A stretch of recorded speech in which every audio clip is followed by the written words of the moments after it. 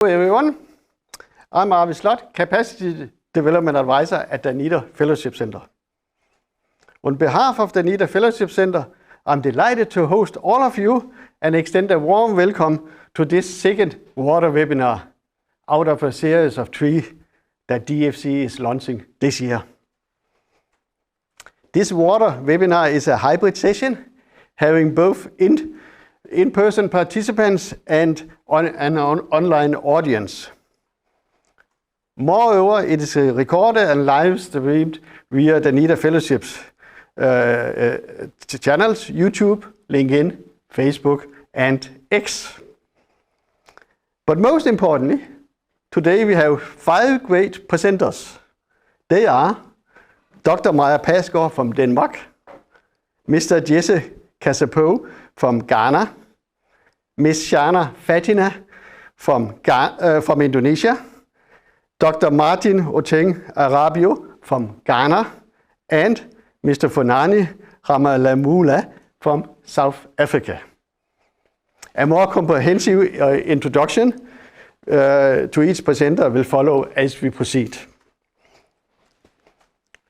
During this webinar, we will learn and explore problem-based cases and dilemmas in nature-based solutions, in particular cases related to water availability and water quality. In short, the purpose of the webinar is twofold.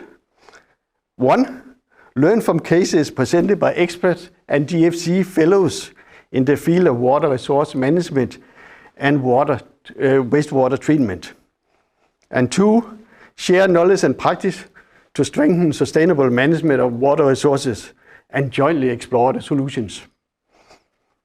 Now, I welcome Dr. Nicola Balbarini. Nicola is a water resource expert from DHI and will be our great facilitator today. Wish you all a wonderful session.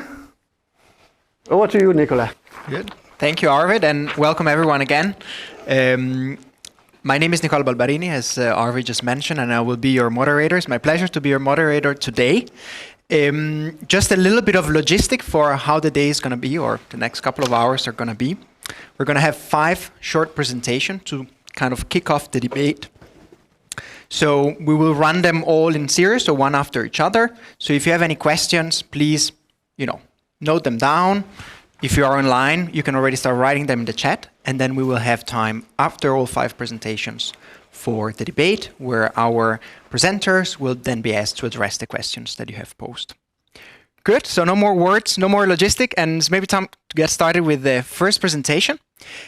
And I would like to invite our first presenter, which is Dr. Maja Pasgaard. She's an assistant professor at the Aarhus University, and she will introduce us on the use of nature-based solutions for sustainable cities. I believe she's online, so over to you, Maja. Hello, Nicola and everyone. Thank you for inviting us. I will quickly just share my screen. I'm representing today, together with my PhD student Kathy, also somewhere here in cyberspace, on our project called Collaboration on Nature-Based Solutions for Sustainable Cities. And this project is funded by Danish Ministry of Foreign Affairs, and the 2 primary research partners are University of Pretoria and Aarhus University. And our main stakeholders are City of Aarhus and City of Pretoria, or City of Tshwane, which are in a strategic sector collaboration. So if we look at our project context, we have identified 2 problems based on a previous project that ran over 2 years. And I want to just quickly highlight 2 of these problems to set the scene. We have seen interlinked waste and water challenges in local disadvantaged communities in City of Tshwane. But we have also seen great potential and willingness to engage in collaborative and creative community-based action on the ground, trying to tackle these great problems that are interlinked, as I will show you in a second.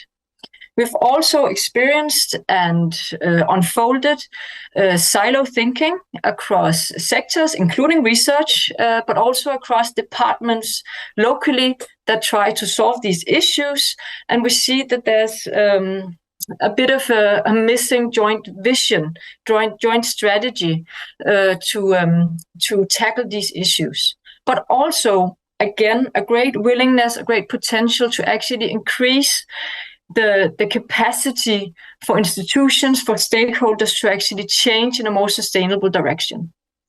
To exemplify briefly these waste and water challenges, if you look to the bottom, I have 2 short videos from our study sites.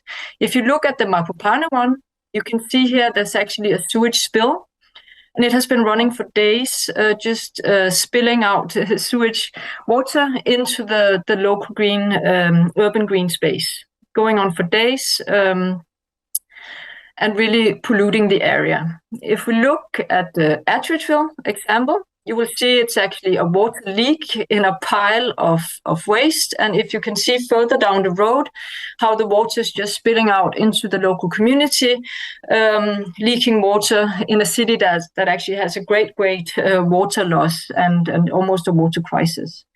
So you can see very visibly these challenges and how they're actually there every single day. Kathy and I, just a week ago, saw a mix of water spill and sewage spill in our local study site. So what are we going to do? We want to explore a collaborative transdisciplinary approach for facilitating nature-based solutions locally. So we have some work streams, so I'm going to take you through them one by one. We want to build or facilitate this institutional change capacity among actors. We want to also work with local communities to empower them to create co-ownership of the solutions that are needed. Together with our landscape architecture colleagues at the University of Pretoria, we hope to co-create nature-based design experiments focusing on local community care and capabilities. With our ecological colleagues, we want to build or catalyze awareness of both the existing ecological state, but also the restoration potential. And all of us together want to work with interactive and engaging communication and outreach. So it seems that these work streams are working in parallel, but we really focus on integrating our different backgrounds and expertises, working from brainstorm to analysis to outreach. We work together across disciplines, which is both challenging but also very, very rewarding. So what could this look like in practice on the ground? We want to do a set of prototypes. So, unfinished or half-baked ideas that can then be taken up to the next stage. So, as I showed you with the sewage spill, but also with the existing river streams, we want to run actually community-owned, community-driven river restoration on site, and work with creating stronger response options to these spills and leaks. So we actually have money set aside to hire community workers to run a restoration project and also community-based monitoring of the effects. With our design colleagues at the University of Pretoria, we also want to implement a set of design prototypes, collaborative nature-based design and prototype experiments, whether it is pocket parks or recycling, rainwater harvesting. We don't know yet because it really builds on the needs and skills of the local community, exemplified by this amazing lady that we connect with on site every time we go there. With these prototypes and really engaging strongly across disciplines, across sectors, and especially with the local community, we hope to bring our co-created knowledge into action on the ground, action that stays within the community and across stakeholders. So this is actually the only 2 slides that I want to show you today, but I have not got a warning from the facilitator yet. So I want to invite my PhD student, Kathy, who will work exactly with the knowledge to action, and maybe she has a few words to round up. Yeah, thanks so much for the invitation. I think what I would like to share with this and what Maya presented is that it's quite a unique opportunity here because we're working very, very closely together with the SSC and the city of Aarhus and the city of Tjuane to create this knowledge to action. And we have actually one work package only dedicated towards this. And I'm working particularly with concept of urban transformative capacity, which is, I think, just a fancy approach or term that actually just says on how can we actually change, right? How can we do things differently in city administrations, and how can we embed this knowledge that we actually create through the prototypes, through our interdisciplinary approach? How can we actually embed and transfer or translate these learnings to the cities? And actually, it's, I think, even more than just transferring it, but really co-creating this. So we have actually a process mapped out where we try to involve the city regularly in workshops, in study site visits, in focus groups. So to really creating an understanding together and to learn together and to perfect together. And I think that is very beautiful about this particular approach here. I would like now to introduce the next speaker. He's actually here in person. His name is Mr. Jesse Kazapoe. Ask him to get ready. That's great. He is the head of White Volta River Basin in Ghana, and he will bring his perspective on ensuring water security, especially looking at the balance in access, quality, and sustainability of groundwater. Over to you, Jesse. Thank you very, very much. So as was said, my name is Jesse from Ghana. I work with the Water Resources Commission, and I'm here to present on balancing and addressing the need for protecting groundwater resources within our country, Ghana. Groundwater is becoming very important to the state of Ghana. Actually, it's becoming the go-to water resource for domestic needs in our country. All conventional water treatment systems are augmented with groundwater supply in our country. About 95% of groundwater use in the country is for domestic purposes. 41% and above of the population of Ghana depend on groundwater resource for their domestic needs. 80% in the northern part of Ghana, more than 80%, and these values are the lower limits of what we've been able to achieve. These figures tell more about the needs and then the usage of groundwater resources within the country. And it has been observed that without these water resources, it has become a challenge for the country to be able to supply the needs of the people.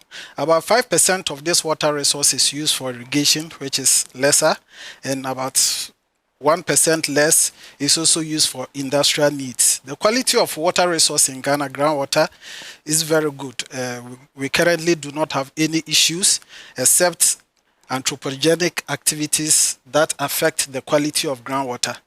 Direct infiltration from rainfall and precipitation is the primary source of groundwater recharge within the country, and we have abundance of rainfall within the country with the lower limits of about 900 milliliters within a year up to 1,000 millimeters within a year. Ghana is not under any immediate threat of over-abstraction because it's estimated that just about 4% of our groundwater resources are abstracted every year.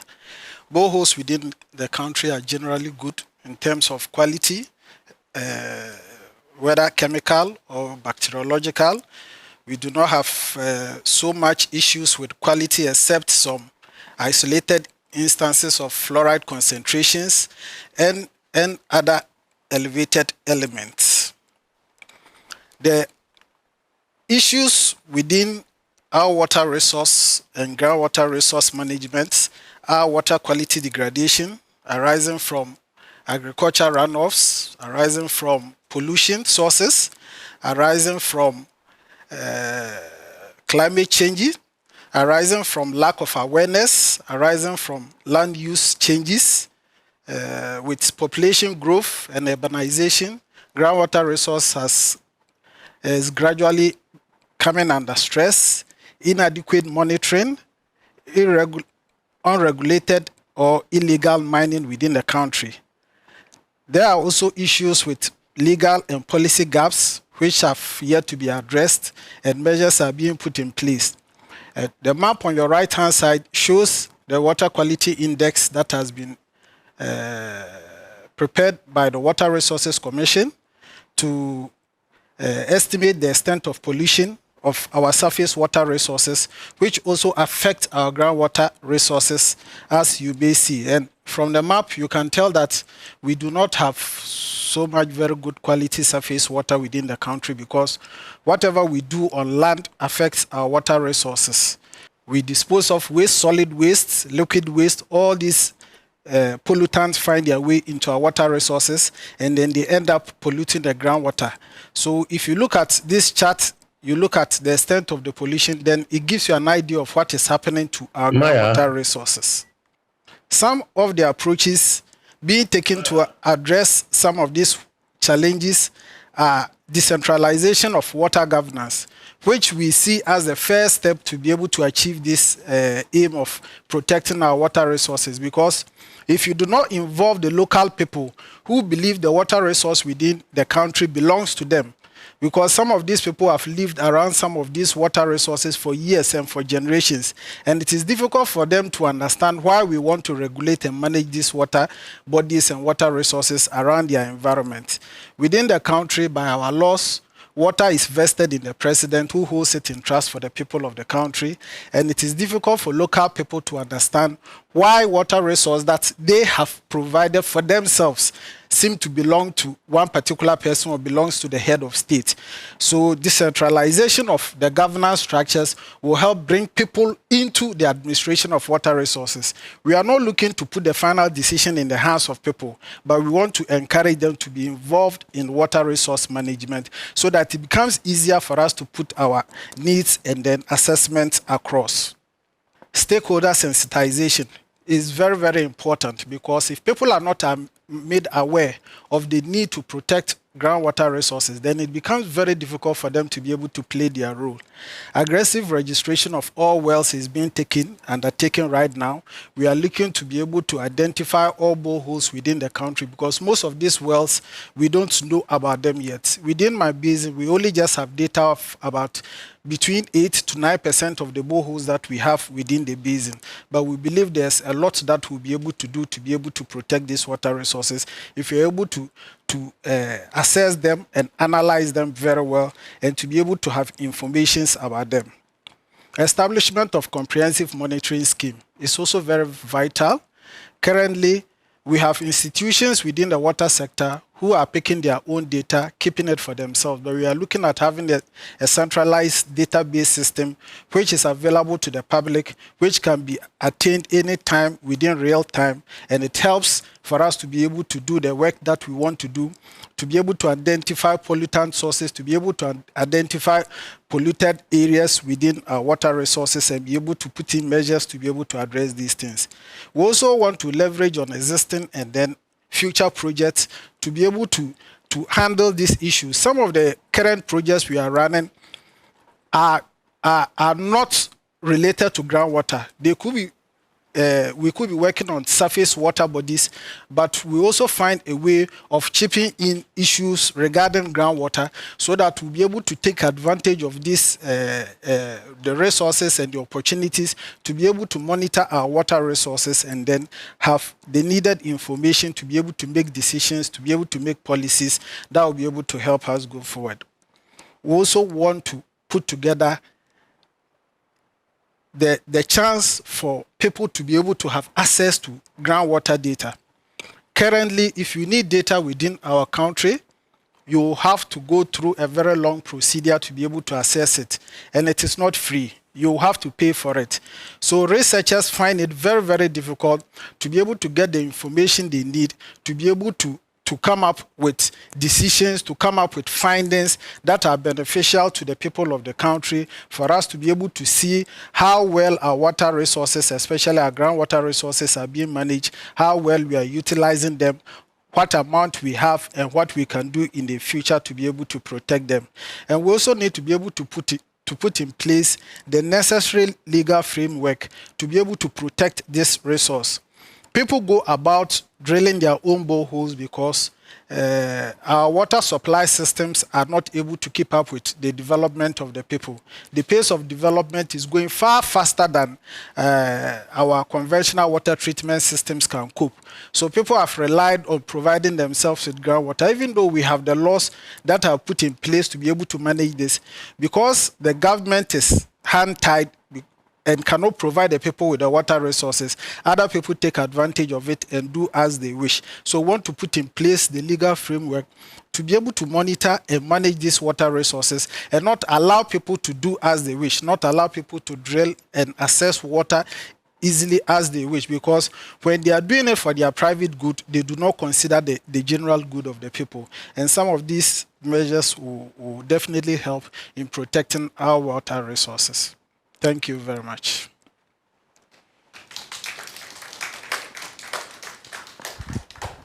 Thank you very much, Jesse, for bringing us this overview of the challenges, groundwater challenges in Ghana.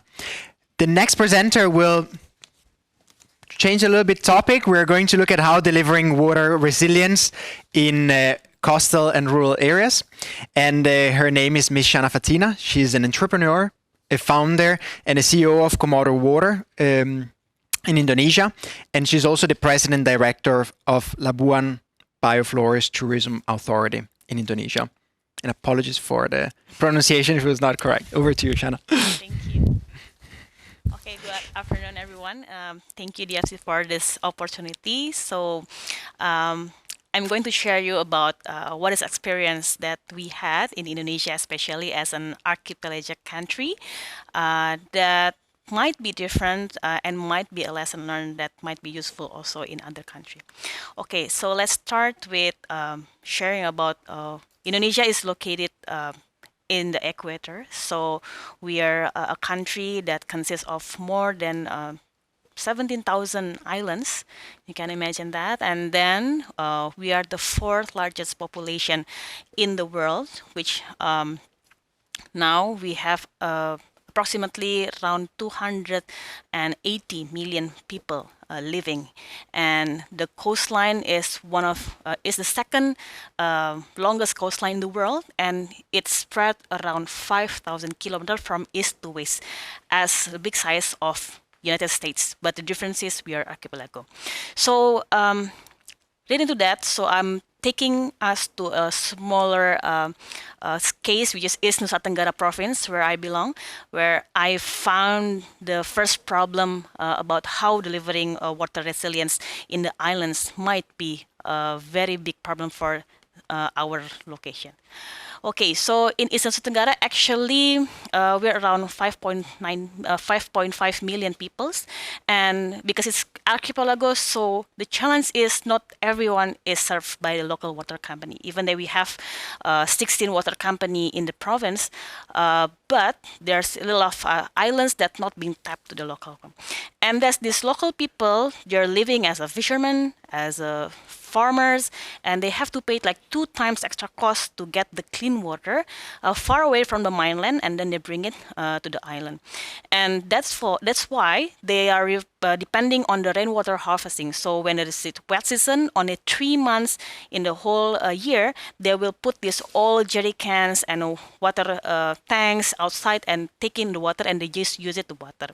And after that, thinking about what happened is that they don't have any electricity. So you can imagine if you in own island and then you don't have any electricity, then you have to find a way how to pump the water, for example, and how to deliver it and sustainably.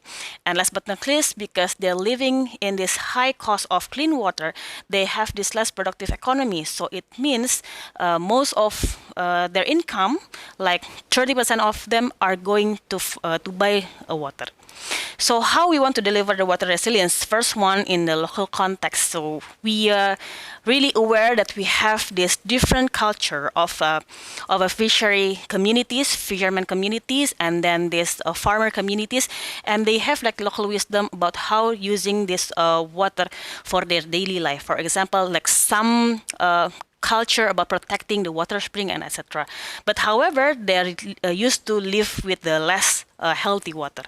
And then we can see about the resource availability. So basically, 62% of water that being used in East Nusa Tenggara is taken from water spring, which is only 14% using the groundwater, because we have to drill more than 200 meters, then you can find water. So it's quite costly for the local people. So by using that, we have to make sure that everything is set up before you do the drilling, to make sure the mapping and then all how to calculate the volume that you can use. And then you also have to manage the people and the management, how you can improve these local people with a limited number of resources and extend their capacity, then expertise how to use, for example, like how to use a pump in a local language way. You can train them, you can make it operated easily for the local people, so they don't have to be really sophisticated to can operate all these facilities. And then the other hand, we also finding how much they can pay actually. So from our research that our business is providing the water is half cheaper than they really had before. So why we do this? Because one, we want to grow the economy, but however, we have to make sure that they have this capability to pay the water, and by that we have to make them the end products. For example, like extending their fishery production or extending their farming production to extended markets, so they have this capacity to pay back. And last but not least, of course, the technology, because East Nusa Tenggara is one of the best places in Indonesia to radiation on the solar power. So we combine this technology of water pumping and water technology can be 100% solar power. So it means we don't have to rely on the grid, and then we can do this independently in off-grid system. Okay, so what we're going to do next is actually we are trying to make an integrated water management solutions coming from private company, because we're not government. But it's really interesting because we know that the one and only way to provide these people good water and good quality water is to make sure they're able to afford it. So for example, we are building the other end product business with the farming, with the fishery, and then how we can tackle all this plastic waste problem that they use in the islands, because they are they only use like a bottled water in the islands because they lack of like transition and mobilization of the clean water access.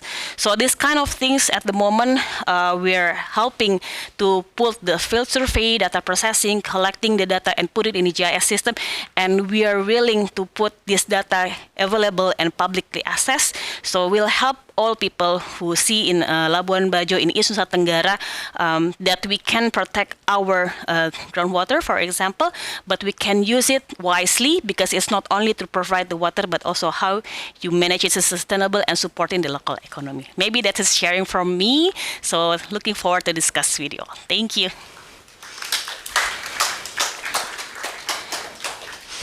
Much, Shana. Now the fourth presenter. His name is Mr. Funani Owen Ramalamula. He's a process controller at the city of Tshwane Metropolitan Municipality in South Africa. And he will speak about the combined biological filtration and activities large processes in South Africa. So I'll give the space over to him, over to Funani, if he's ready to share. I'm going to start. My name is Funani, and today I will be presenting in this water debate. It's quite a privilege to be part of this. So So yeah, for many years, researchers and academics, local municipal leaders, water utilities across the world have been on a mission to build water resilient to climate change. This topic of resilient has become very, very important in many water utilities, and that's why there's a huge pursuit to improve discharge effluent. So because of this aim or this mission to build resilience, the focus has now been on new systems. So the new kid on the block, the Anamox process, so many of the new processes that are being developed to improve the effluent quality. And often the old system gets abandoned. And my question to you in this water debate is the advanced system, the new systems that you are looking at, are they always better, in your case? And I'll be presenting a case for City of Tshwane, and in this case, we are talking about mixing the old with the new. Hence, the title of my presentation is Combined Biological Filtration and Activated Sludge Process. So this is mixing the old with the new. So some of you might not know, depending on how old you have been in this water sector, the picture that I just showed there, but that is what we call a trickle filter technology. And in our case in South Africa, we have been using it for over 100 years. Even in my specific plant that I work for, we have been using this technology for over 100 years. So the picture that you see has been there for 100 years. And we've been utilizing the rock media, trickle filter, biological treatment, and they are capable of providing good removal of organic contaminants, and it's noted to be stable, reliable, and economical.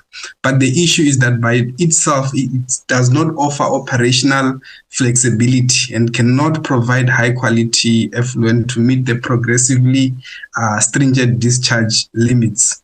But it is very good in terms of nitrification. And the biological filtration now offers a good effluent quality in terms of phosphorus removal and nitrogen removal. And because the activated sludge process offers really good quality, the trickle filters in many cases has been underutilized. And my solution, or what I believe would work, is combining the two technologies, combining the old with the new. Trickle filters might not be relevant in most developed countries because they are already into the advanced activated sludge processes and stuff. But I believe this is still relevant mostly for developing countries that are really low in terms of the operational and capital costs. And I believe the solution lies in mixing the old system with the new, the old that has less maintenance. And the performance of this combined system has been demonstrated successfully in a full-scale implementation at one of our wastewater treatment works in the city of Tshwane. And I believe that there's a vast potential of combining this trickle filter and activated sludge process in a mainstream process in order to improve the effluent quality that is being discharged, and also to increase the capacity of a wastewater treatment works at a lower cost. And this is practically adaptable to plants that already have these trickle filters, or plants that are looking to improve their effluent quality, other than just underutilizing it. This is a solution to consider. And how does this solution work? So this is a case that has already been implemented. So what happens in this solution is that we combine the two systems. So instead of traditionally the nitrification takes place in an activated sludge process, the aerobic zone. So instead of nitrification taking place in an activated sludge, we take it outside and it goes through an internal settling tank where the sludge or the solids and the liquid will be separated, and the solids will go to the liquids will go to a trickle filter. This is ammonia-rich supernatant, and then it's go for nitrification. And after nitrification, that nitrate-rich effluent is then sent back together with the sludge, with the solids, to the anoxic zone for denitrification. And this, in this manner, nitrification takes place externally from the activated sludge process. And this has a potential to reduce the sludge age of the activated sludge system significantly. And this has so many benefits. Number one, the benefit is that the minimum aerobic mass fraction for nitrification is no longer required. The aerobic reactor volume does not have to be maintained to accommodate internal fixed media. And also nitrification, aeration for nitrification is no longer required. It's only required for COD utilization, which means that you save on costs in terms of energy.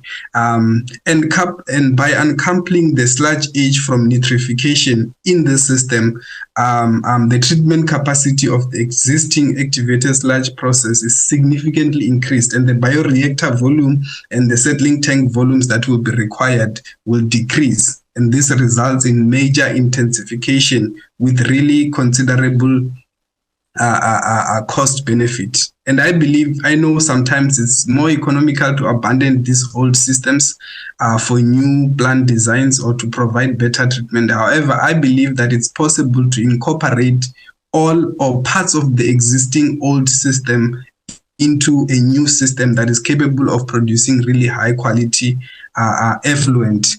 And there would be significant savings that will be achieved as a result of increased capacity, the smaller reactor requirement, and reduction in oxygen demand and better settling. And I believe that the most significant advantage of this system would be that it offers high quality effluent in an already existing infrastructure without having to increase the process unit, enabling plants that could not meet these stringent new effluent standards to meet them without any so much investment into new infrastructure. And the question that I asked is, are advanced systems always better? And I believe they are better, and I believe it's imperative for researchers, academic, local municipalities, and water utilities to look into this advanced systems because of the benefit that they offer. However, I believe that these solutions should be relevant for the utility specific needs, taking into account the cost. It shouldn't be a copy and paste type of a approach when it comes to these solutions or these technologies, but we should really look at the utilities or also the environment which this technology will be applied into. And in many cases, I've seen that improving the old system or combining it with the new can provide more relevant or even better performance than just looking into the new systems. So yeah, that is, thank you. Thank you very much, Mr. Funani, for your presentation. It was super interesting actually to hear the work that you've been doing to develop this system. We will move on to the debate session. So I will ask first of all our speakers, the ones that are here, to come up here next to me so we make the debate, and I also ask the ones that are online to get ready to be hit by questions. While we get all everything ready, so I would very much kindly ask you if you could, all of you who have questions, to write them in the chat if you are online, or if you're here in person, I would kindly ask you to raise your hand. We have one of our colleagues, Nina, that will come around with a microphone so that you can bring the question. We get started just to kick things off with a question for Ms. Shana. If you could, the first question is for you, and I think you mentioned quite well some of the challenges that you have faced in the local communities. You mentioned some of the solutions that you are ensuring that it is available also for those who are off-grid. And I would like to hear if you could elaborate more on the sustainability of some of these solutions that you have identified, if you have any experience with that, and also on how this can be scaled up. So what have you tried? What have you not? What is up? What is in the future? Okay, thank you for the question. So from our experience, it's actually when government cannot reach all this sketch market, which is like it's spread all over the way, because they are living with the small communities here and there, and that's why we need to accelerate the access of this water, a proper water, to this community. So therefore, what we have to do is you can calculate at the moment in Isu Tenggara there's a 20% that not having good access to the clean water. So that's why this is our target market. And among this 20%, what we do is actually to see what is the local potential economy that they can grow by using this clean water access. So in that case, you are not only providing the water access, but you are also empowering the local economy so they can afford it to pay the some amount to operate the water access accessibility that they're going to have. So in the scale level thing, so what we are doing right now is how to see to accelerate the water access to this spread the community and islands, coastal, mountainous, and etc. And then to match them with the potential local economy, and then we grow all this ecosystem. Then they will grow their economy, and they can afford and they can live it better. Mm-hmm. Okay, thank you very much. So these and just a clarification: are these solutions that you are already taking place, or? Yes, it's already at the moment we have like 3 locations, 2 coastals and 1 in mountains, and then we're proposing to access 15 more. So in the short term, we're going to build this water plant in all over these places, and then we're going to reduce the number of untapped water access to the community. Okay, that's great to hear. So the next question, I guess we can go back to the question we had initially for Maya. During your presentation, you mentioned the sector strategy collaboration, and I would like to hear if you could elaborate a little bit more around this collaboration and what are the synergies with the work that you're doing in your project. If allowed, I would like to pass the word to my my skilled PhD student who works exactly on this work stream in our project. So as she already said in the presentation, we have dedicated a whole work package for exactly the collaboration between, or the synergies between, the research and the city-to-city sector collaboration. So Kathy, if everyone can hear you, the floor is yours. Thank you. Yeah, the SSC is a collaboration that is now taking place since, I believe, more than 7 years. And it started initially very broad on sustainable urban development and dividing it up in 4 different topics. But now they're focusing more on that, because that was one track initially that was quite successful within the last 7 years. And now they've sort of built new collaborations also with the Department of Water and Sanitation within the city. And what they're doing there is basically looking at a water security strategy, so really from very broad.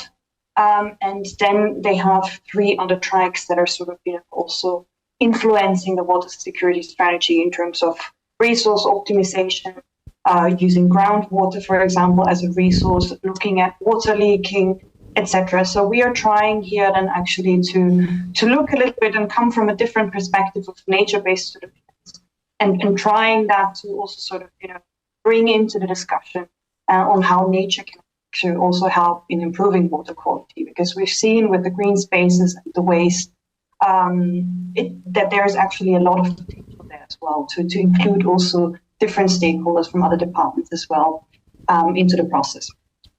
So this process is right now running. They're right now setting up a process to co-develop this strategy, and we are sort of also here on board and monitoring that process and also seeing where we can sort of chip in as the researchers. Thank you very much, Katie and Maya. And one thing I was a bit wondering is if you could just elaborate: is nature-based solution something that you have seen? To which extent is it already present in this in the sector strategy collaboration, and do you see this as an area that is is emerging? I understood from the part we could catch that it was kind of the unique part that you were coming with. Is that the case? If that's correct, and yes, please say a few words around that. Yeah, sure. in the existing, or what you might say, the ongoing process, the sector collaboration between the cities, they are focusing more on a technical aspects and bringing in the technical expertise from the Danish side.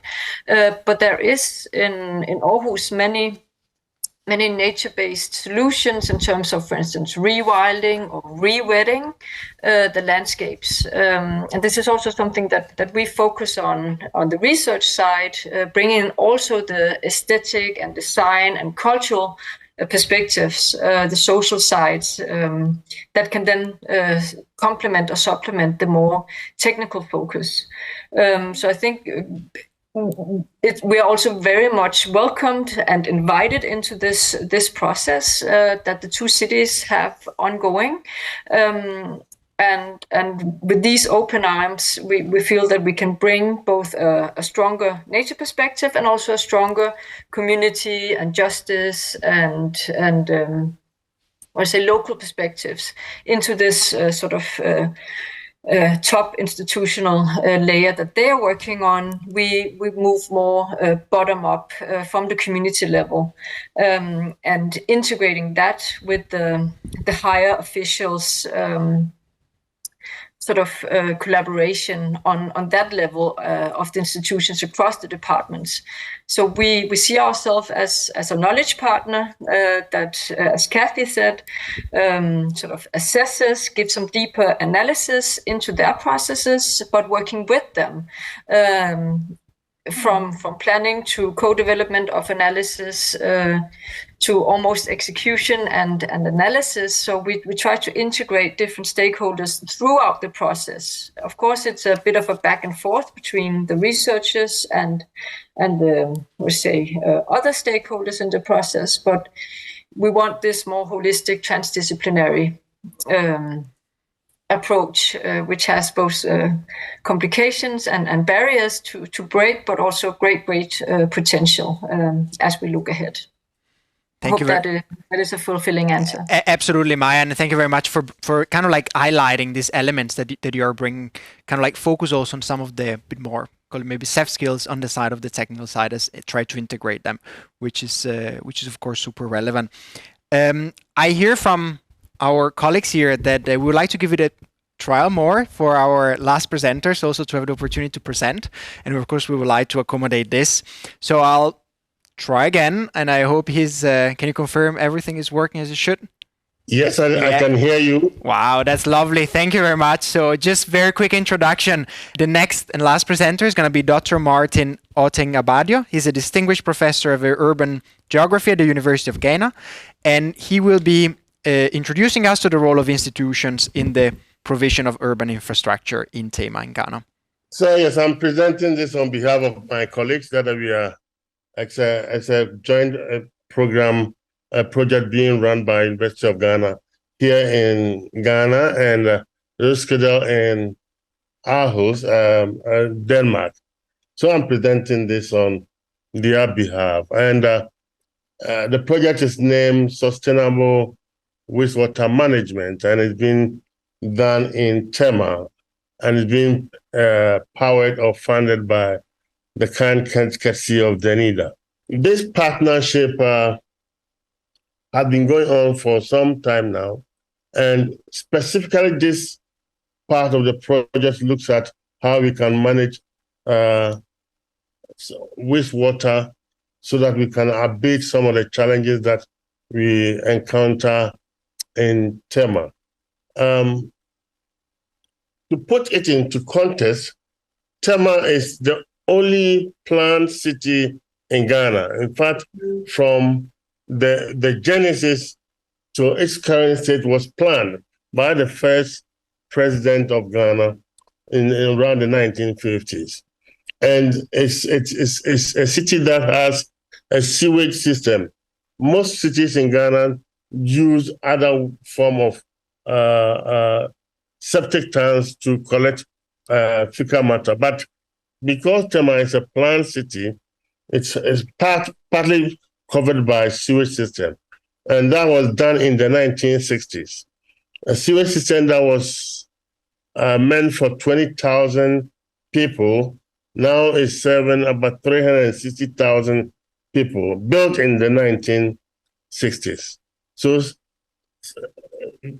the idea to get this partnership work also hinges on great collaboration between the various institutions horizontally and vertically.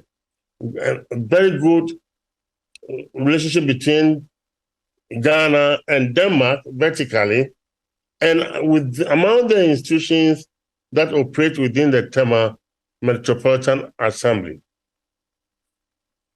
And two main institutions come into play here: the Tema Development Corporation and the Tema Metropolitan Assembly. The Tema Development Corporation was founded in 1965 to see to the development of the city. As, for example, those who are aware, happens in 1975 for Malawi Lolenge. Then in the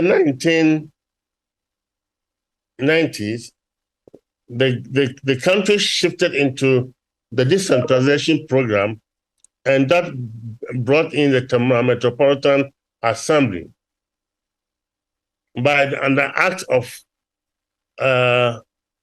2016, Act 936, made each assembly a planning unit.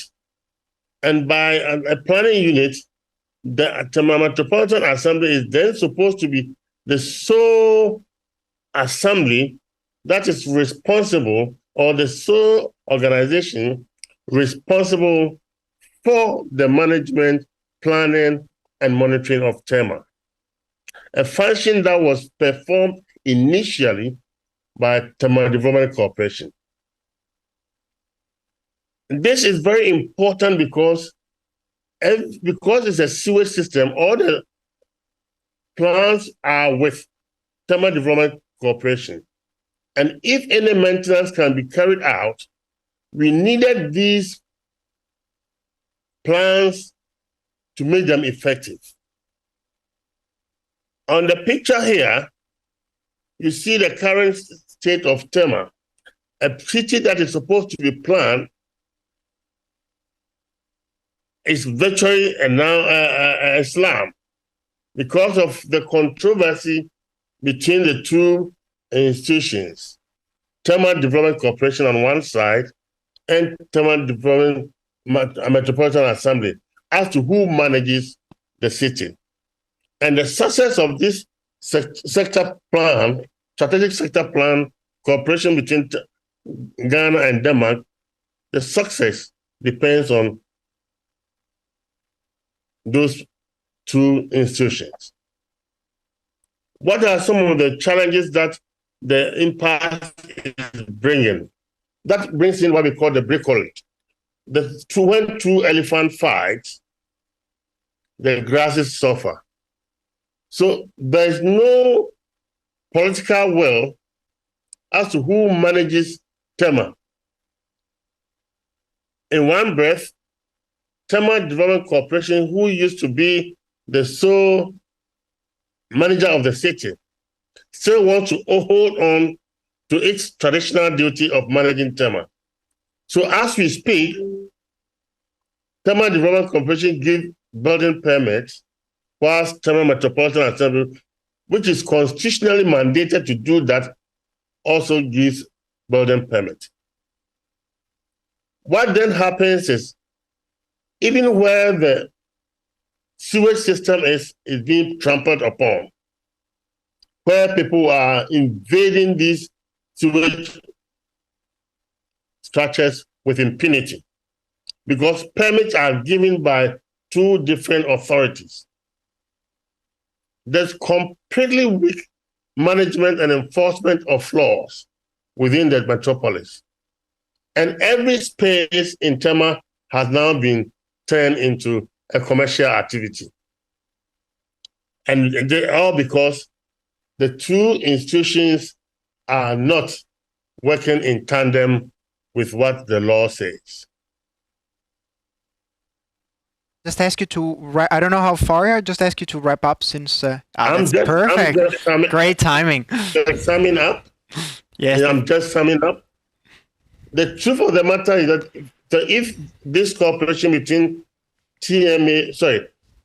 Denmark and Ghana is to succeed, then there should be an urgent need to resolve the impasse between TDC and TMA. If for nothing at all, there's an issue of finance and the management of the land, which is very crucial for the success of this cooperation. Thank you very much. Very relevant to see, and especially also to see how this collaboration might or hopefully contribute to addressing some of the challenges you have expressed here. So we'll just go back to the debate and to the questions for our presenters. People online are quite a few questions coming in, and I would like to address the first one after Martin's presentation to our presenters Funani, and is toward the presentation: which treatment plant in Schwein did you test your idea, and what is the treatment capacity? Okay. Firstly, maybe just to clear, this wasn't my idea. It's an implemented research. There was a collaboration between City of Tshwane, University of Cape Town, and Water Research Commission. So they came up with this idea, but as a side stream. So it was implemented at Dasport Wastewater Treatment Works, which has 55, which treats 55 megaliters a day. So it was implemented there, but only for one unit. So with this case, I'm making a case that this system has a potential to be implemented at even more. For example, downstream, we have a plant that is running over capacity, but they have an underutilized biofilters. So I believe that this already proven system can be implemented even there, and many other wastewater treatment works across South Africa that has the same systems. Thank you, Funan. That was very clear. Just maybe to put a few words on the number, which I know not everyone is maybe familiar with in terms of sizes. So if I understand well, you have tested it on a kind of like limited capacity. Is that correct? Or how would you describe the volume that you've been testing on this so far? It has been tested in a plant that treats 55 million liters a day, but only on one unit, which is capable of treating 15,000 million liters a day. 15 million liters a day. So it's only treated. So I'm saying it has potential to be implemented at even more capacity. Mm-hmm. Okay, that sounds really exciting. And can I ask you, like, looking a little bit into the future, you already mentioned one plant where you might be testing this as well. So just to understand, are you currently testing in other areas, or do you have this planned already? What is the plan for the future? No, not currently. Currently, it's not being tested anywhere. But we have a big challenge where there's been a huge economic development and population growth. Most of our plants now can't cope with the influence that is coming.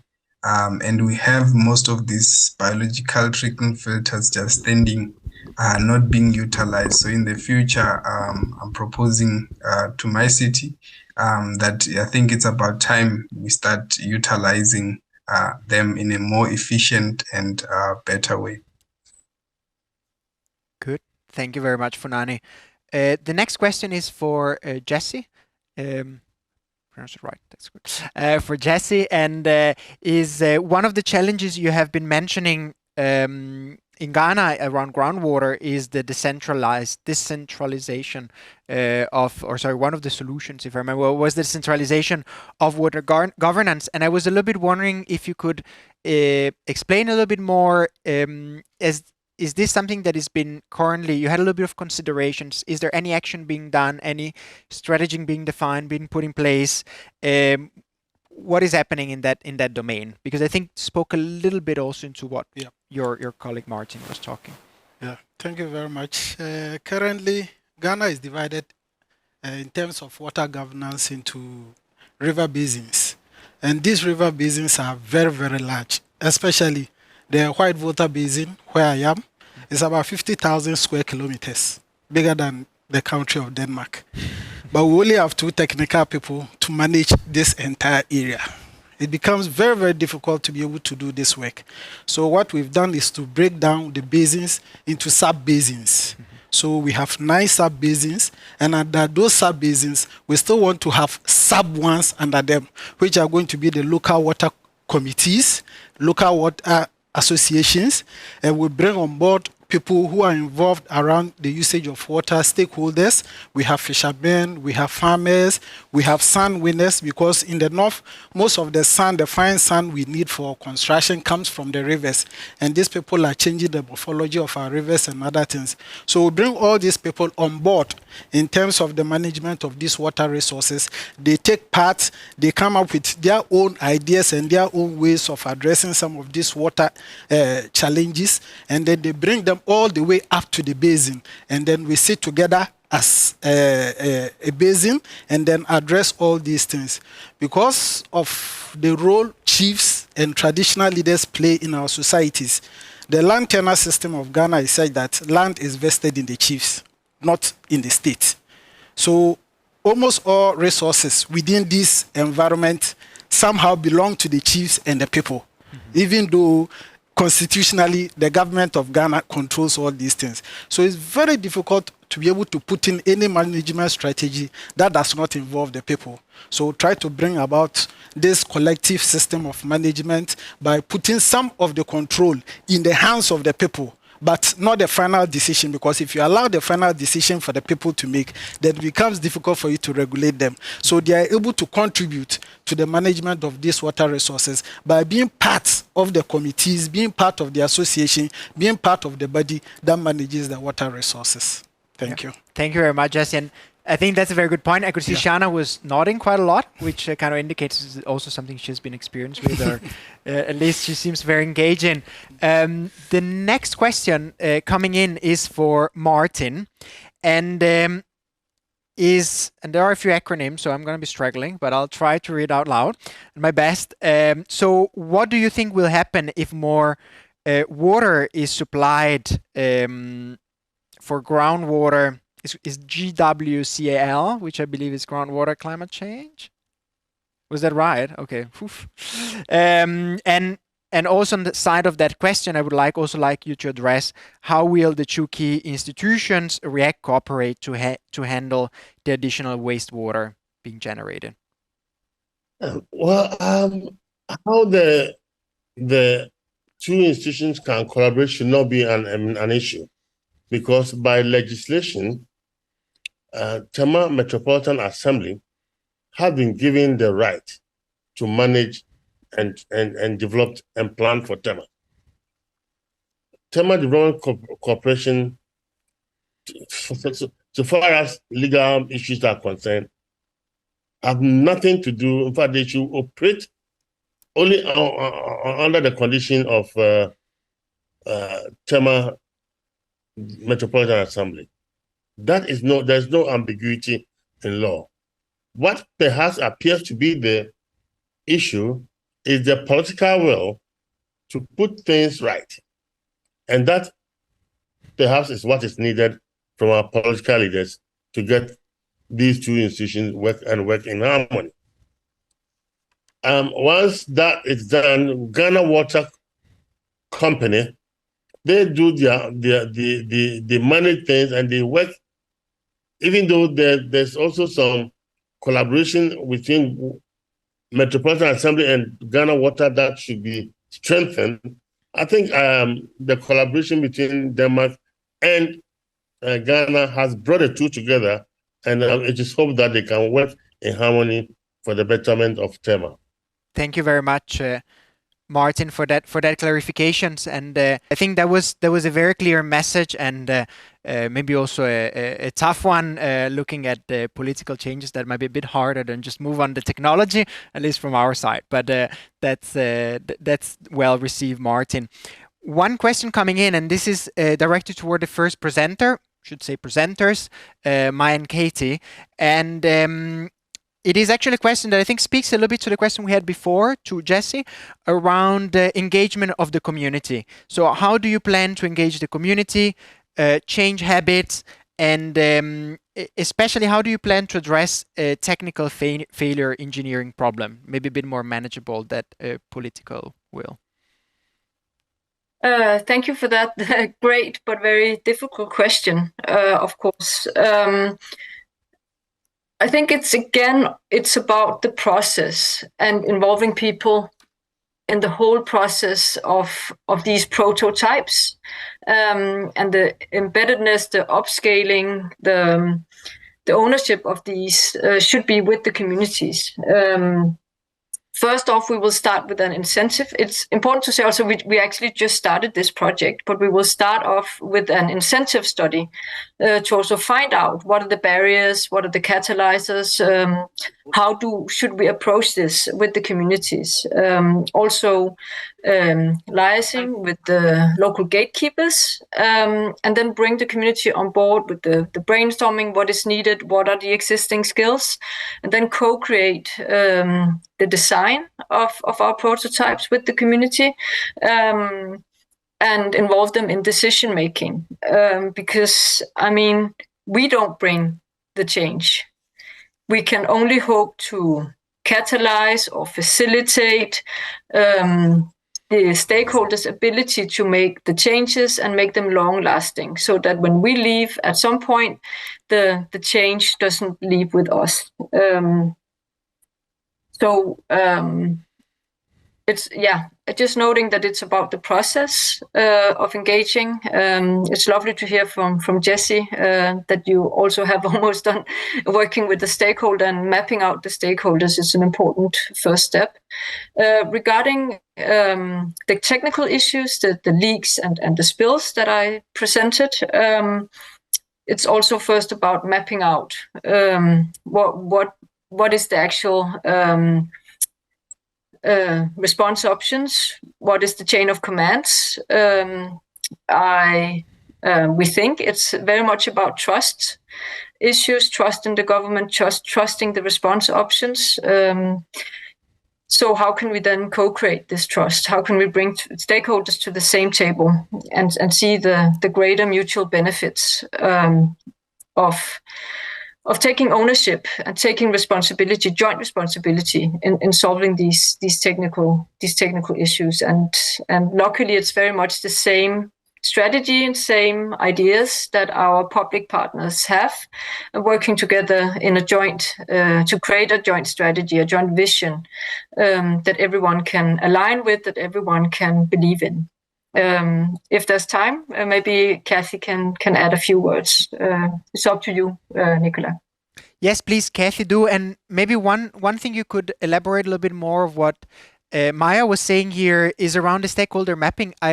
Just a clarification. So how far do you feel you are in this journey? Is it? And I know it can be quite tough sometimes, but how do you see yourself in that process? And I hope it was okay. I throw you in the spotlight there, Katie, with that one. Yeah, it is. I think, the great thing about our project is that we follow up on a previous research project, right? So we have existing relationships and mapped out stakeholders and worked with the communities for over, I think, 3 years now even. So I think we can definitely build upon that. And I think that's also very important to see from the funder perspective that, projects are longer, right, in order to build sort of relationships, because we find them in so many ways always so crucial that you have sort of gatekeeper that also, bridge sort of you and bring you to the communities, because that's obviously one of the toughest things to get, right, access to the communities and access to that knowledge. yeah, I don't know if that answers your question. Yeah, I think you have definitely addressed that question, and it was also good the clarification you also brought up around the the synergies with the previous project you're building on. One thing I was just wondering is because now Maya called out Jesse, so I think it's a bit hard not to. There are some questions here from the audience, but before we move to those, it's a bit hard not to point on him, and I was a little bit I want to ask you, could you elaborate a little bit what you heard, any experiences, any synergies, anything you can share on also the process on the stakeholder mapping process that you are also going through from your side? Yes, stakeholder mapping exercise to be able to identify the relevant stakeholders who should be involved in this decision-making process and being part of the committees. We actually invited a whole number of them, probably from different livelihoods, more than 30 different people, different institutions, different organizations, and we've sat with them on a number of occasions, probably up to 5-6 times, just to have a fair idea of what they think about the resource management within the basin. And out of that, we are able to identify the relevant stakeholders we can work with, because we don't have the space to be able to work with everybody. So as Maya said, we are also into nature-based solution, application of nature-based solution, protecting some of these resources that we have. We are currently doing some afforestation around some of our rivers where there's been a lot of degradation because of sand winning. And when we wanted to do this, it was very important we brought on board these people who are involved in this sand winning, because that is the source of their livelihood. There was a time the military was sent in to be able to control the activities. They ended up burning some of their trucks, tipper trucks that were cutting sand from the river, and we thought this would have stopped the sand winning. The next day, the trucks were back. New trucks were back, because this is the only way these people are able to gain their livelihood. So in sitting with them, they realized their activities were also affecting the environment, and if there was a way we could help them so that they could do it in a safer way, or in a way that does not destroy the environment, it would have helped them a lot. So we came up together with some ideas, and they were willing to volunteer to be able to restore some of these areas that have been degraded by themselves. They committed their trucks. Trucks were used to carry seedlings from nurseries to the riverside to be able to plant. They were involved in it. And then we also had a discussion with some farmers who were farming along these river bodies, and they agreed to be able to move away, but in us supporting them in sharing the cost of probably lifting water from the riverside, because of the nature of our area, because it's a Sahel area. During the dry seasons, you don't have rainfall and the land becomes dry, you cannot farm, so most of the people have to go to the river basin, they go into the flat plains. So in getting all of them out, you have to find a way of lifting the water for them. And all these things came about through the stakeholder mapping, through engagement with stakeholders. And we've all agreed on a shared way of addressing these issues. And we've had some successes where we've been able to move farmers from the flat plains onto the highlands, and then we've colonized the place by planting trees. We also have put in place a buffer zone policy, and all these things, these stakeholders were all involved in coming up with these decisions, because if you don't involve them, then it becomes difficult for them to accept it when you bring it on board. Which is exactly what Maya was already mentioning. So I think, thank you very much to outline a little bit how the processes work for you, what has also been the benefit from your side. I believe there is a question from the audience here, so I will kind of ask Nina to reach, and please again just mention your name and the organization and also the questions and who's addressed to. Thank you. Hello, good evening. My name is Odai Khumongwe. I'm from South Africa, and I'm currently with the Ministry of Water and Sanitation. The question is addressed to Professor Maya. I know she's explained that they're co-creating these solutions with the communities, and one of the prototypes is community-driven river restoration with stronger response actions, as well as also ensuring that these solutions are sustainable and live long after the project ends. One of the key challenges that I've noticed in some of these type of situations. I'm familiar with the two areas that she mentioned, Atteridgeville and Mabopane in Pretoria, is that most of these communities are time-bound. Projects are time-bound, and to win trust in these communities takes longer than the given time frame in which the period or budget of the project runs over. And another one is the incentives, because she spoke about adding the social elements in this interdisciplinary project. One of the social challenges is that although these communities would love to take part in these cleaning up activities and nature-based solutions in their communities, I've noticed that long after the incentives are done, when the project moves out, the project ends there because these communities have other social problems that they need to address. So if there isn't any incentive, they drop the project. So that monetary incentives, are they planning on sustaining it beyond the life period of the project? Yeah. Thank you very much for this question. I think super relevant and great. Maybe also colleagues from Danida Fellowship Centre are here to listen. I guess that's also in a way interesting of them to hear the answer from Maya. So over to you, Maya. Thank you so much for a great perspective and great question. This is definitely the million star question. As you said, we focus on incentives, but different types of incentives moving from social to aesthetic to ecological, but definitely also economic. And we are sort of fulfilling this economic barrier by actually hiring people to do the restoration, at least initially. And then it is our hope that through this restoration project, that we will, together with the community, spread out the understanding, the lessons to the wider community, and hopefully also across generations. And then the hard nut to crack is what happens when we leave? How do we keep these changes and facilitate these changes to stay? Hopefully with this ownership and joint decision making, and also getting the higher level stakeholders on board, bringing them to the site to see what actually happens. Hopefully there can be more support for working for water-like initiatives, but also in the community. If we can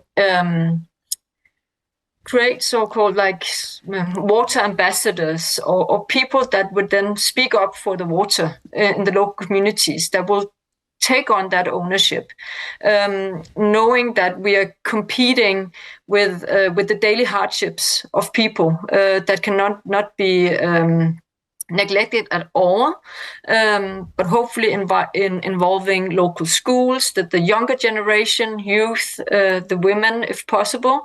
In our previous project, we have, I would say, successfully tested more engaging, creative methods, including photo-based research and so-called body mapping, so very visual graphic methods to also include and better understand what goes on across genders and across generations, and involving our students, so younger researchers, in reaching out to and connecting to these groups. So action research, in a sense, not just extracting knowledge for our sake, but also connecting people and working very much with this trust aspect, trust to researchers, but also trust to other stakeholders and within the community. It's very ambitious, I know that, but hopefully with prototyping different approaches, prototyping actual on-the-ground experiments that communities are involved in, and hopefully take joint ownership of. We hope to at least spin some plates that can keep spinning even when the project leaves. But I would love for you to also reach out directly to us, and we can connect. Kathy is nodding. You cannot see her, but on my side I can see it. So definitely reach out. Kathy is in South Africa, so please reach out. We'd love to hear your perspective and integrate it.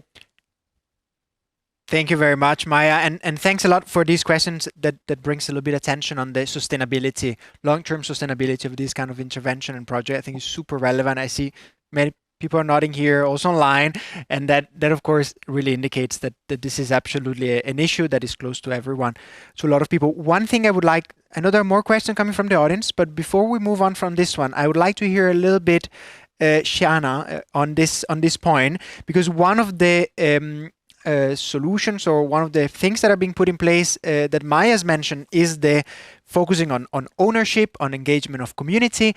And so my question there is, it sounds like you have quite a lot of experience with that. And how, any good tips, any good reflections that you can share from your experience? Well, I've been experiencing for the last 10 years, actually. So wow, that's a lot. The first time that we try to provide the water, we think that we know how to do it the best way. That's the main problem, actually. When you come from outside, you know nothing, actually. So you have to stay and live with them and listen what actually that they are able to adapt, what is exactly what they want, and not and also what they need. So we have to separate on those way. And I can tell you the first plan that we built is actually like 10 times over capacity of the actual that they need. Why? Because our calculation in the papers doesn't work when you go with the field. So in that case, for the last 3 years, you maintain all this and you hear what they need, what actually they consume and how their behavior changing and things like that. And at the first, of course, the community always see like, why you want to invest in this place, which is you won't have any benefit from this, but I'm not looking for the benefit. I want to see why you cannot get the good access water, which is like a basic thing for everyone. So the perspective of the local community is very important. How they manage their level of expectations, and then how we can give them exactly what they want and needs in a smart combination, for example, and then somehow everyone will support on that area. And of course, it's really important to see the sustainability. That's why in the beginning side, we always think that it has to be like a business-wise feasible. So it has to be run not in a charity basis or government grant basis. In the last 10 years, all of the government grant just go there, give free water, and then it's gone. And 6 months is off. You cannot supply, you cannot operate and everything. And people not ready with maintenance and operation. So from the beginning of the site, so we want to make sure that they have this water plans, co-ownership with the communities. They own this, but somehow they said like they don't trust themselves to manage this, so they need someone else to do it for them as a facilitator. So we are there. So in the last 10 years, and then after 6 years, they managed to become independent. So it took a long time, but it's worth it because our business model already proven on that. So maybe the lesson learned is how we can accelerate this process from 6 years to faster, and then to make sure all these gatekeepers already working from the beginning. Thank you. That was super relevant, and I think super interesting in terms of also the discussion we had before. And I would say, I mean, maybe to put a words, you said how to accelerate this process. I would also say maybe linking up to the question we had before, how do you bridge between projects that are often a bit shorter and the needs that is a bit longer in order to fill in? So bridging, accelerating, I think that's absolutely key. There was a question from the audience, so I'll over there. Yeah, hi, I'm Claes Clifford. I'm from NERAS, part of the DFC Groundwater Governance and Management program here. Now, I will just connecting a bit also to the kind of a question from OD and here about how do you somehow make sure that things doesn't break down when you've somehow had been coming in and just leave, let's say 1 year later. I just noticed, I think Maya said something about that particular kind of intervention here was actually made from people. The construction as such was just actually made by somebody else coming in, and they were somehow paid to somehow do that. And that just strikes me a bit like normally you would somehow, at least like 30, 40 years back, the whole thing about, contribution from the kind of people that got the beneficiaries. At least if they didn't have money, they will have to somehow contribute with labor to somehow at least come in and build the thing. So they actually, it was clear that if they had to somehow put that kind of, labor into it. They had an interest in what we were somehow, building. So we just, because nobody just somehow, you have to realize nobody really say no to if something just come in for free. So that's the bottom line here. I mean, it's and you were talking about very much, Shane, about asking people, what you think actually is suitable here, because there's also a lot of traditional kind of knowledge available that you just don't somehow, you tend to oversee. And I think it just needs to be somehow included. Yeah, thank you for that intervention. And I can also say, I'm just elaborating a little bit on that one. I understand when you say also the engagement, the labor, I guess that's kind of like some kind of co-ownership, which is also what Shana was mentioning. Is that what you were referring to, or you had something in mind, something different? No, I think it's important that there's a lot of these interventions that are being made. It's just really make sure that this is actually what is really required. Because if somebody doesn't really, want it, then they will not somehow take care of it afterwards. Of course. It's just very, very, common sense. So basically anchor to the needs of the community, anchor to the community, which is some of the themes I think that have been bringing up. Yeah, thank you very much. Yes, please, Jesse. Yes, regarding incentives for projects, I think the initial engagement with communities is very, very important. When you engage them, community entry, when you engage them the first time, whatever you tell them is what will stay with them. There's this instance where we had some donor funding to undertake some tree planting within a part of our basin. We went into the community, engaged the people, they came out, they were happy to be part of the project, and we're giving them some stipend and some allowances for them to plant these trees and nurse them, water them. And then once we entered the dry season and then the funding ceased and we left, we came back later on to come and evaluate and see how well our trees were doing. All of them had perished. We gathered these people, we asked them what happened, and they said we only paid them to plant trees. We didn't pay them to take care of trees. So that is their mindset. They know very well that the care for these trees are their responsibility. But because we didn't tell them from the onset, they use that technicality against us. So now whatever projects that we go into, we look at making the people own the project. We let them understand. If this project goes very well, then there's the opportunity for you to be able to attract and get further projects that will be able to help you. Because if you have some stipend and allowances today, that will support you to take care of your family, take care of yourself, provide your essential needs, and then you don't take care of these trees and they die. The next time, we are not bringing such a project to your community. We are taking it to another community. And because of that, we've started seeing results.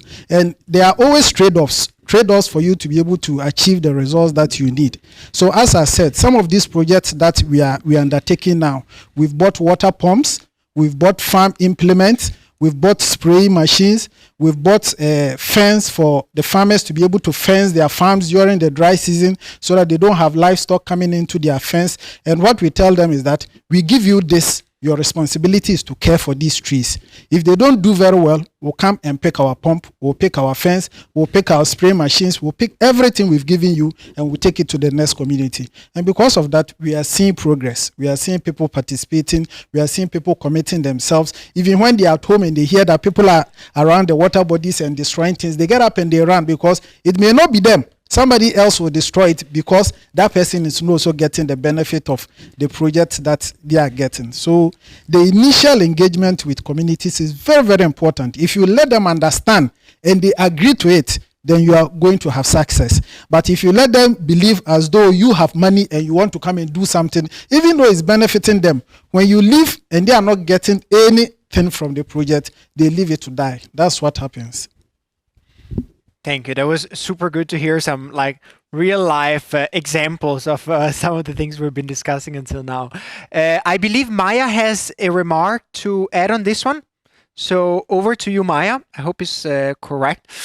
Yes, yes, that is correct. And thank you so much. Again, a great question. So I think regarding our specific restoration project where we pay workers, I think there are two aims to consider here.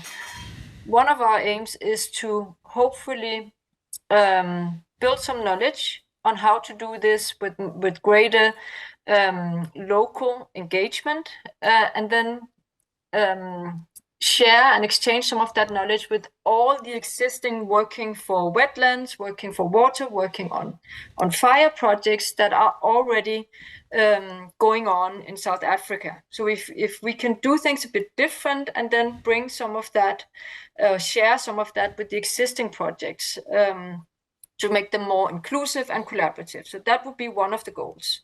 Another goal is then to exactly address and investigate this, I don't know what we should call a sustainability gap, or how do we actually, we have plenty of projects that Jesse just described, where when we leave, it falls apart.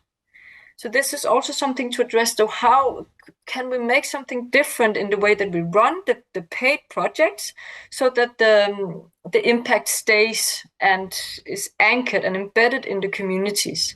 What other incentive buttons do we need to push to make it last and to spread it out to the community, not just the exact group of workers that are hired, but take it further, take it beyond that group and that implementation period, towards the broader community and a longer time frame.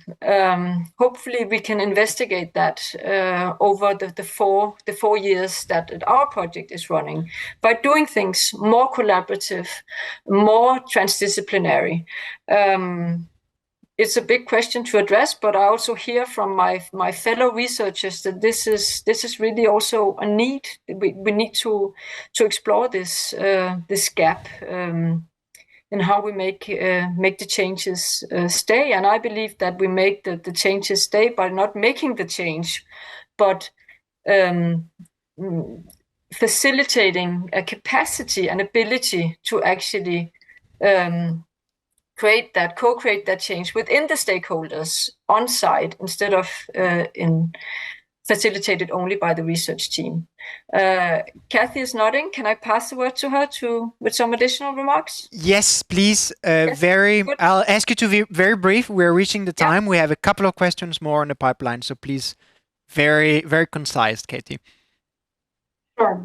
Just 1 minute. I think one of the greatest benefits within that project is that we are actually working across various levels, right? We are involving the municipal, right? So we're working closely with the city administration. We're working, and also here, I could mention we work with the heads of departments, and the mayor even has like a big commitment in this through the SSC, but also with, the people really down there that are actually doing the work, right?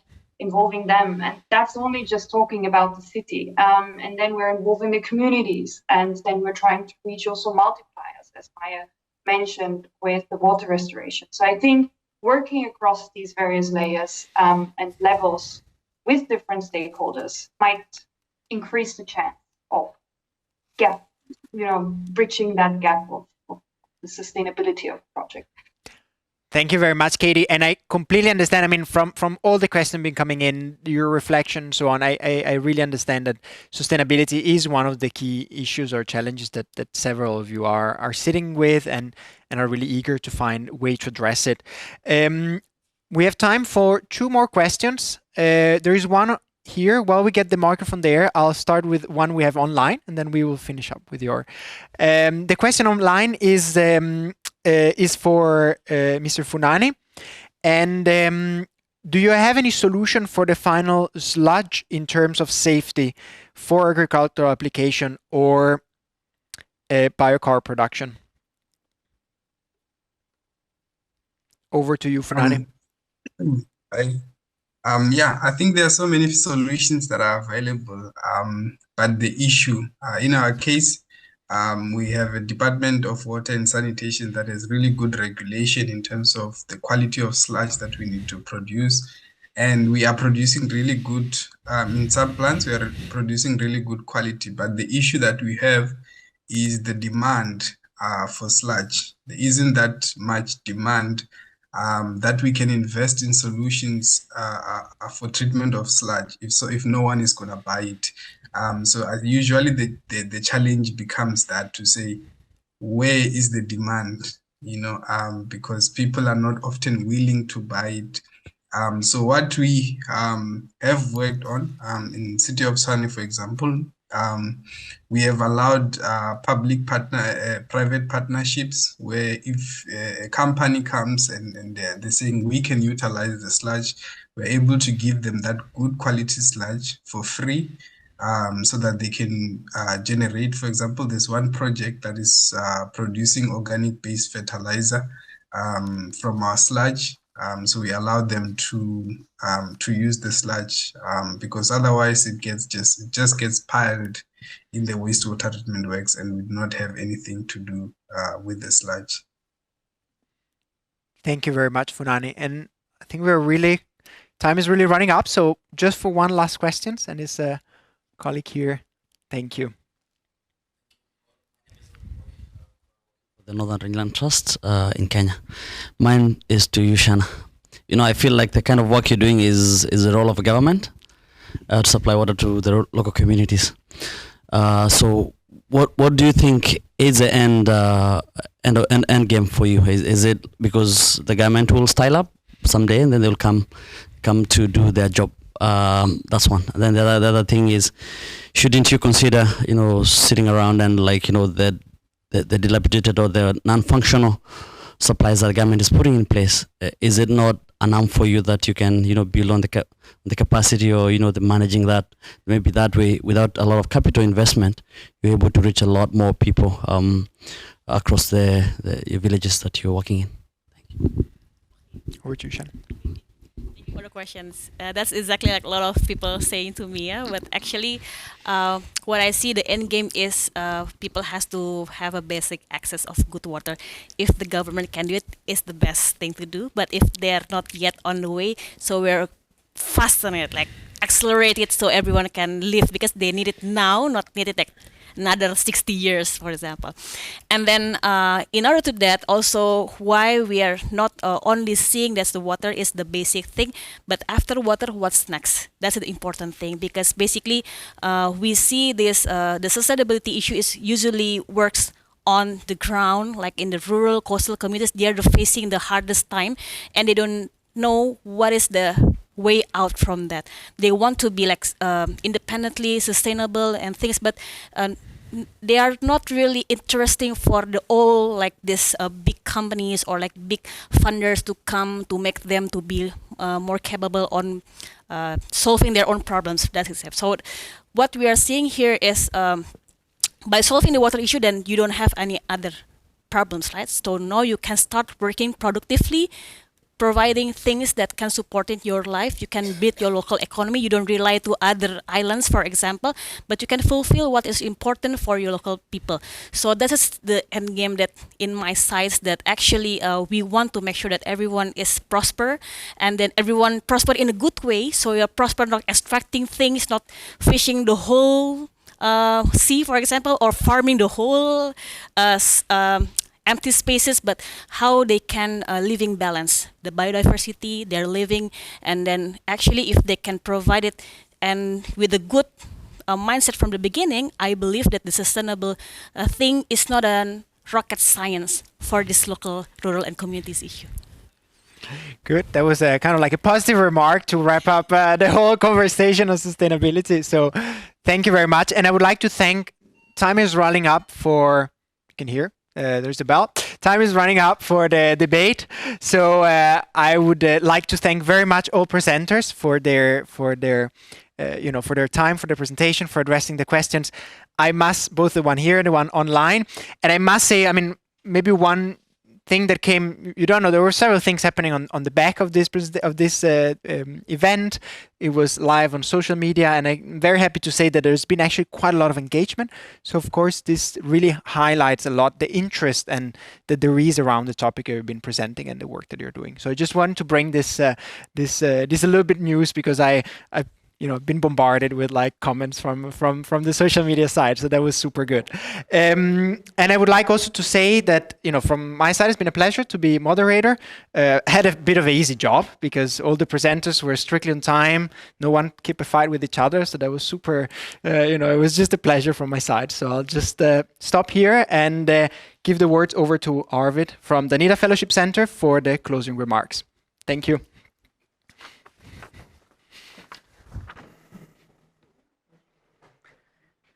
Thank you, Nicola. And thank you to all the many speakers who have been here today. I'm especially happy that we managed to get Professor Martin from University of Ghana on board in spite of technical difficulties. And indeed, also thank you to all you present here at the Danida Fellowship Centre tonight, and to the many, many who attended and contributed online. Today we have learned from several and different water management cases. From DFC side, we hope that you will share this knowledge, that you'll share the lessons learned. And along these lines, I'm happy to inform you that the debate is being recorded.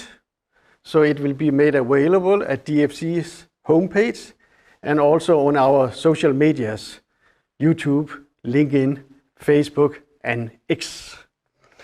In case you want to visit the webinar again, or if you want to recommend it to others, you shall be so welcome to do that. So that is all we have time for today. We have indeed not been able to reply to the many, many questions coming in online. So should you still be sitting here or out there and having a burning question, you're welcome to send it to us by email. Send it to dfc@dfcentre.dk and we'll do our best to respond to it. The great news is that we have yet another water webinar coming. It's coming up on the 15th November. The subject will be flood early warning systems and the value of real-time data.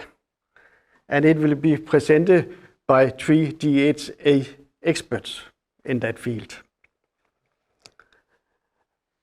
We will announce that water webinar as well as other upcoming knowledge in action talks in our newsletters and on our social media platforms. So sign up and follow us. Thank you for spending part of the day with us today. Goodbye from all of us here from DFC, and we hope to see you at the next DFC webinar. Goodbye for now. Bye.